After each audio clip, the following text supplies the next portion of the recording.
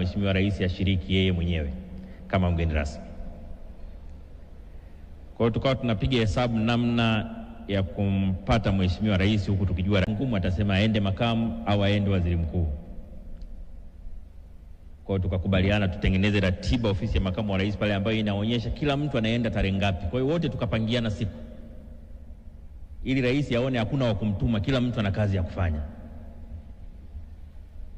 Lakini mwisho wa siku kwenye ile ratiba ambayo nilipangiwa mimi, na mimi rais akanituma mahali kwenye shughuli nyingine tofauti na mazingira.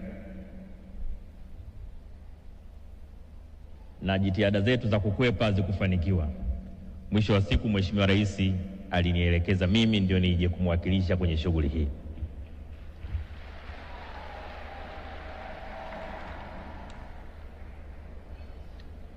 Lakini tulipojenga hoja ya uzito wa shughuli, Mheshimiwa Rais hakuishia hapo. Ameenda safari kuwakilisha taifa letu kwenye safari muhimu sana ya kikazi nchini Urusi, na mamlaka ya urais nayo akanikabidhi.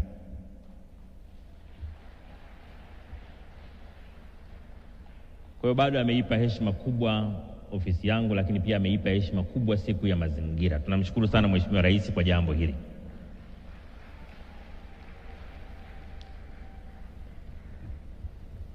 Sasa kwa kuwa namwakilisha Mheshimiwa Rais, nitajitahidi kuongea rais. Nitaisoma hotuba yake kama ilivyo. Nitaisoma hotuba yake kama ilivyo.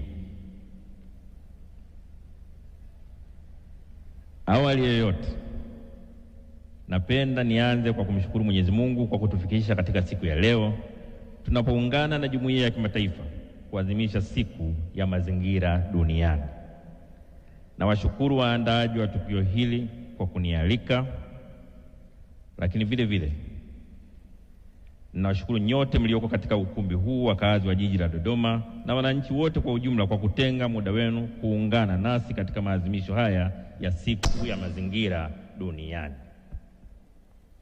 Hii ni siku ya pekee katika mwaka ambapo jumuiya ya kimataifa imeiweka ili kutambua umuhimu wa kuhifadhi mazingira na maendeleo endelevu na kukumbushana wajibu wetu katika kulinda na kuhifadhi mazingira.